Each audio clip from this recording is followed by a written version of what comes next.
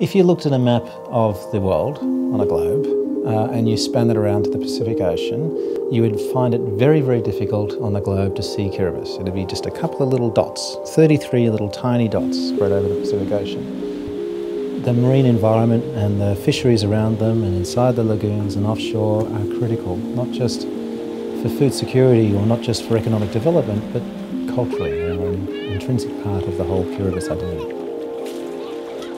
Last year, in 2013, the Kiribati government earned about $86 million from tuna fisheries revenue, from joint ventures and dividends and access fees and all those types of things. That's about 60 or 70% of the entire revenue that the Kiribati government earned in 2013. So obviously, when you look at it that way, fisheries are really important. That's how the government pays for hospitals and pays for schools. But at the same time, Kiribati fisheries are absolutely vital to food security. The fish that people catch, and maybe they sell it on the market on the side of the road, or maybe they or someone in their extended family eats it, that's about 75% of what everyone eats every single day.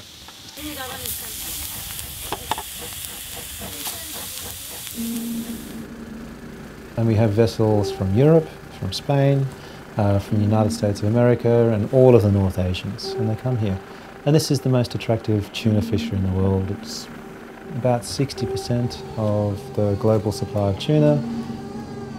I'd guess, say, 500 or 600 vessels are probably licensed to fish inside Kiribati's waters. But across the Pacific Ocean, in the western and central Pacific, which is where Kiribati is, there'd be maybe 300, 350 purseaners and thousands of longliners.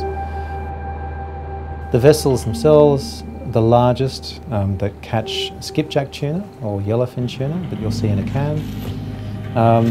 The smallest of those vessels we would call a purseiner. And that's going to be around about, say, 50 metres. The next size would be what we call a super seiner. It's an extra big purseiner. It might be 50 to 80 metres, maybe a little bit bigger, maybe 90. And then the really big ones, the ones that can get up to like 500 feet long or 144 metres long, we very originally call those ones super sailors. And they are the world's biggest fishing boats. They're up there with the world's biggest trawlers. And they are just basically big industrial operating machines that are very, very good at catching fish. And they don't just go steaming, wandering aimlessly or randomly along just hoping that the fish will turn up. They utilise satellites and helicopters, all the latest oceanographic data. They utilise fish aggregating devices with sonar buoys and all that equipment. And it's a very well-honed operation, and they are very, very good at catching fish. I started fishing around the 90s, and I still fishing until 2005, and I stopped it. Those days, in the 90s, we catch a lot of fish. Almost every day in a week, we can catch not less than 200. I'm true about this. We always went out fishing and came back with a boat full, Before we can get a lot of money from catching the tunas, We can sell it out, we can eat it, we have enough for our family. But nowadays for me, I think they cannot really survive in this kind of our local way how to fish, So I think maybe a few more years they can still survive. But later I think we cannot. If we still it's still like this, that all ships are coming to take our fish away, then I think that's the problem. It will start getting bad and bad, It will never getting better,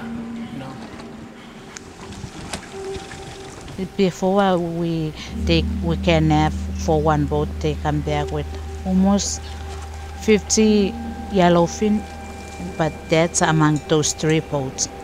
But now they can come back with only 5, 3, 7. I figure like that. But with small tuna, they can come back with almost 100, over 100 last maybe 2 or 3 years, 4 years ago. But now they can come back with only almost 10. That's a big change. with their catch. Now we are not the only fishermen in our ocean, in our sea. You know, we can see that now that we have a lot of ships from other countries coming here and take maybe a lot of fish. That's why with modern technique, with nets and something like that. That's why we cannot catch what we used to catch. They can come back without fish. And sometimes our fishermen say that they blame those ships coming. They use the long nets to catch fish, and they blame too for the tuna because they catch the tuna too, maybe the small ones. So, and that can cause the problem when they went out to catch fish. They return without. I feel very sorry for the people of Kiribati because I know they rely on the fish for their food and for the money. Then they can use that money if they have lot of fish to sell. Then they can have the money to support their family and for the education of their children.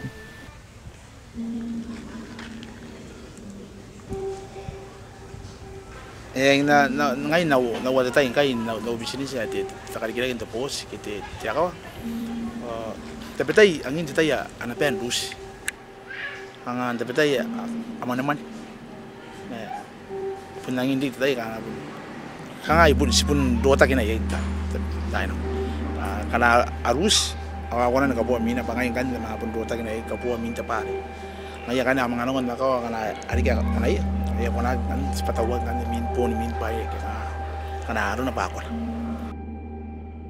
There are really good opportunities, I think, in Kiribati to increase the participation of artisanal tuna fishers so that you get more money going more horizontally rather than going through a foreign fishing corporate company that then pays licensing fees and taxation and then gets distributed through government revenue. It's vital that Kiribati maintains its food security through fisheries, and ultimately that will mean that Kiribati will have to allocate part of those oceanic fisheries to food security. If you can do that and also be able to create something that can give people cash through employment, then that's fantastic. And you've got to be able to do both. They are making us worry about our kids in the future. We rely on the ocean. That's only our resource for us, the ocean. And now they are start getting more and more big boats coming. We will ask them to think also about us, not only for them, because we are the same in this world. How can we survive later when the ocean is completely, for example, exhausted? I think we have no other chance to live, especially as the Highlanders. We cannot survive without our ocean. Yeah, that's how we're going to say to them. If they want to hear it, I think they will, because they will feel sad for us also. They will feel sorry for us if they know that we are the people of the sea. Yeah, that's all. I think that's all I can say to those guys, those big guys.